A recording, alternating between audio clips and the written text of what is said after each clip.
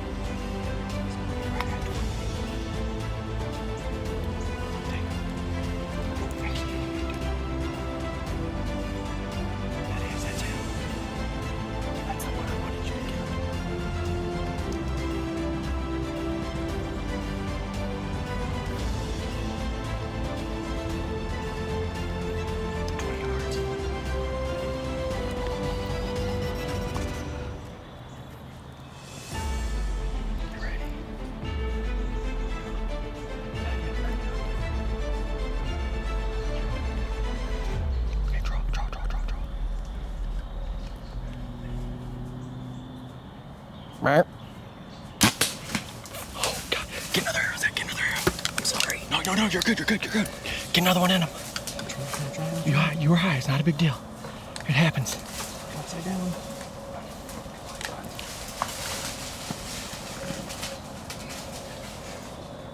I can't get it. He ain't moving. There you go, right there.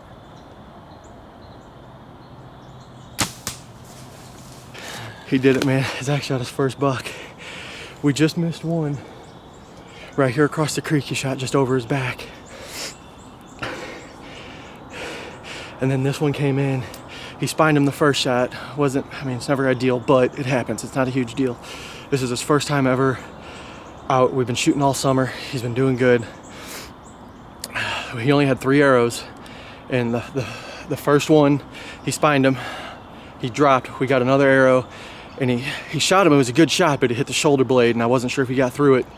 So we transferred stands, and I jumped down with the recurve, and I was gonna go follow him and put another one in him if I had to, but he's right over here at 15 yards dead. That second shot must have hit him right in the heart, which I seen a lot of blood down there whenever I was sneaking up down there. So yeah, dude, that's awesome, man. That is so awesome. So we are gonna climb down and go get his deer. I'm so excited.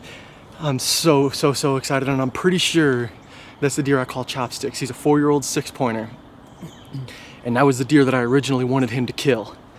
And we did a rattling sequence, and we had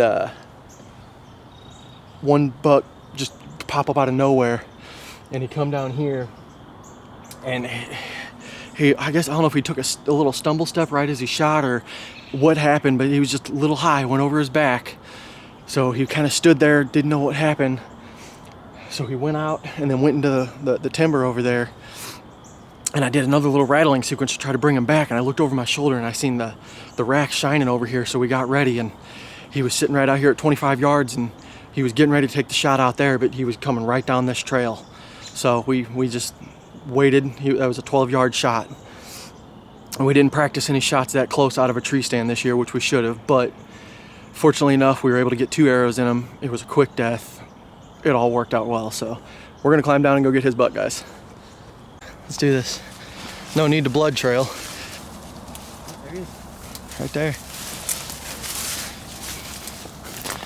Dude, I'm so freaking excited. Zach's first buck. Oh yeah.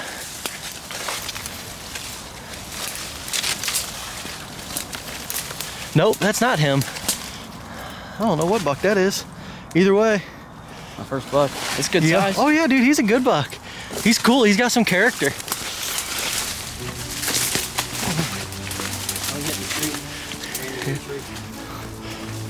Grab that head, son. Yeah, buddy. Yes. There it is. Yeah, that second shot was a real good one. Yeah. What is he? What is he? 8, 7-pointer? What is he? Let's see. 1, 2, 3, 4, 5, 6, 7, 8. No, he's a 9. Oh yeah. Yeah, buddy, dude. That's so awesome, man. I cannot believe that happened like that. Yeah, that kind of sucks. Dude, I mean, it's part of hunting, though, man. I mean, we were, like you said, luckily enough, you had a second arrow, you were able to get it in them, and that's, I mean, it's part of hunting, especially archery hunting, man. It's not just cut and dry like a lot of people think, man. It's hard, and especially for somebody who's so new to it. You've never experienced buck fever. No, You got your I first. got my first. So that's something that's just different that you don't get to experience. Definitely had the jitters. Heck yeah, man. That's so awesome. Right on. We'll get a couple pictures of them.